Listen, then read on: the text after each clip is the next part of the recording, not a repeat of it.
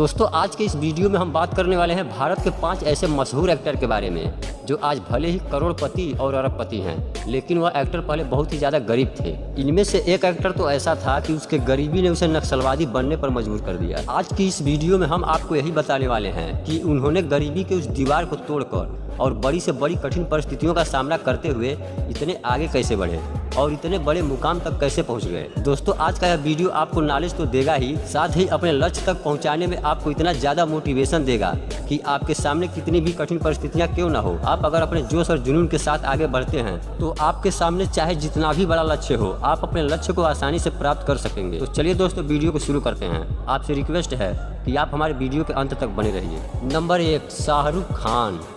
दोस्तों आज शाहरुख खान को भला कौन नहीं जानता है, जो अपनी एक्टिंग के दम पर केवल भारत में ही नहीं बल्कि पूरी दुनिया में मशहूर हो चुके हैं और आज उनकी गिनती दुनिया के सबसे अमीर एक्टरों में की जाती है। इन्हीं शाहरुख खान को पहले मुंबई आने के लिए और रात को खाना खाने के लिए जेब में पैसे तक नहीं थे, लेकिन दोस्तों आज के समय में शाहरुख खान के पास कुल 6000 करोड़ रुपए से भी ज़्यादा पैसे हैं, जिनके पास पहले रहने के लिए घर तक नहीं था, लेकिन आज के समय में उनके पास कई लग्जरी घर हैं। तो चलिए दोस्तों जानते हैं कि इतने गरीब घर का लड़का आज इतना अमीर और मशहूर कैसे बन गया। शाहरुख खान के बचपन के समय में उनके पिता एक रेस्टोरेंट चलाया करते थे, लेकिन 16 साल की उम्र में जब उनके पिता की मृत्यु हो गई, उस समय शाहरुख खान के ऊपर दुखों का पहाड़ टूट पड़ा।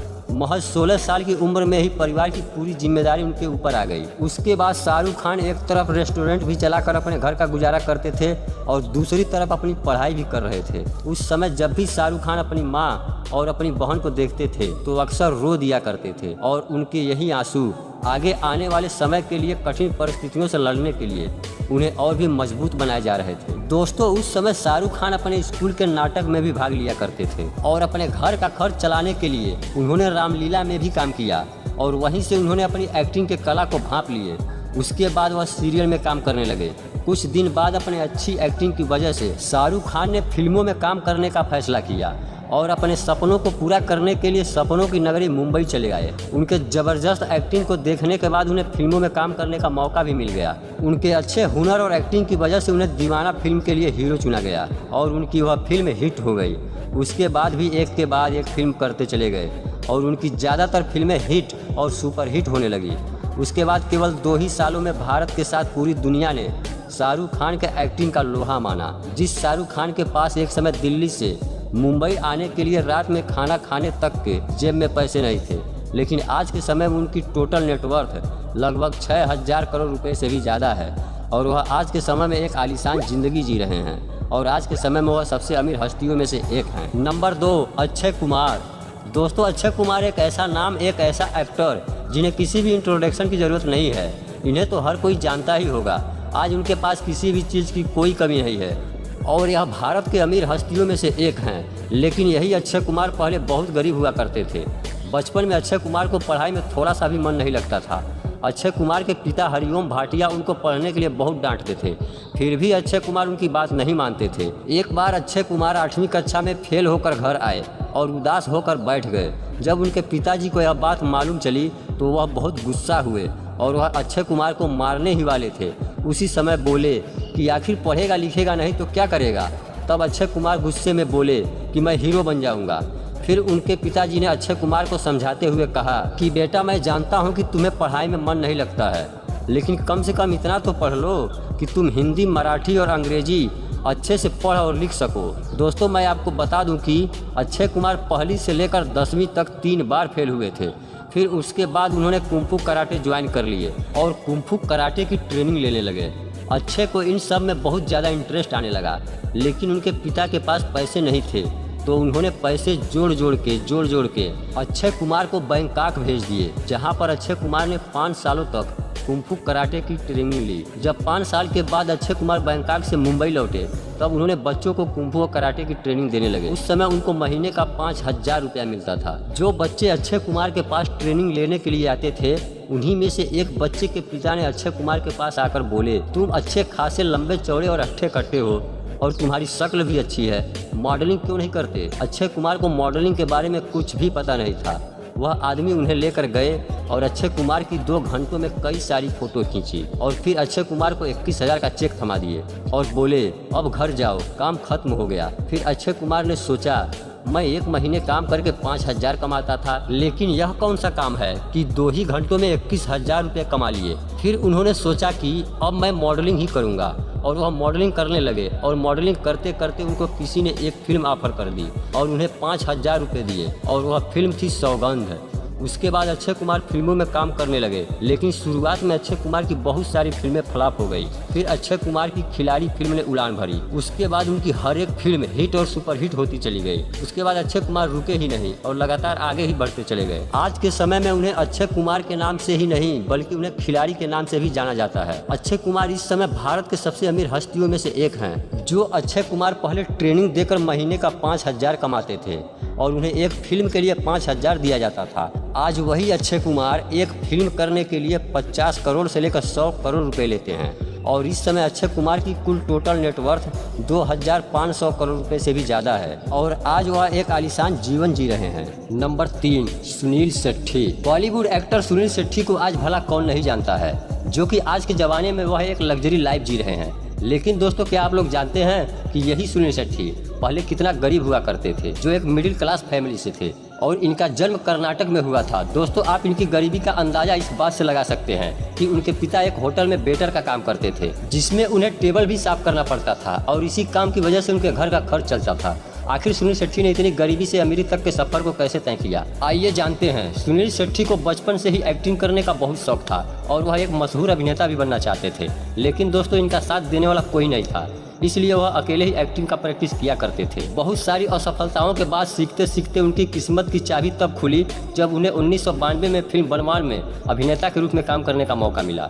तब उन्होंने बॉलीवुड में अपना पहला कदम रखा। उसके बाद उन्हें कई सारी फिल्मों में काम करने का मौका मिलता था, लेकिन उनकी हर एक फिल्म फ्लॉप हो जाती थी, जिसके लिए सुनील शेट्टी कई बार उदास होकर अकेले में रोने लगते थे और सोचते थे कि मैं अपना किरदार अच्छे से नहीं निभा पा रहा हूँ। फिर उन्होंने सोचा कि अब मैं वह करूँगा जो कि दूसरे किसी एक्टर ने नहीं किया हो। फिर उसके बाद सुनील शेट्टी ने अपने एक्टिंग और अपने पर्सनालिटी के साथ साथ अपने फिटनेस पर भी अच्छे से ध्यान देना शुरू कर दिया। उन्होंने पूरे जोश और जुनून के साथ काम किया और उनकी यही सोच और मेहनत रंग लाई, जिसके कारण उनकी अगली आने वाली हर एक फिल्म हिट होने लगी और वह आगे ही बढ़ते चले गए। आज सुनील शेट्टी जिस मुकाम पर है उनके बारे में तो आप लोग जानते ही होंगे। दोस्तों, मैं आपको बता दूं कि सुनील शेट्टी के पिताजी जिस होटल में पहले वेटर का काम किया करते थे, आज सुनील शेट्टी ने उस पूरे होटल को ही खरीद लिया है और उस होटल का मालिक अपने पिताजी को बना दिए हैं। इस समय सुनील शेट्टी की कुल नेटवर्थ लगभग 140 करोड़ रुपए से भी ज्यादा है। नंबर 4, मिथुन चक्रवर्ती।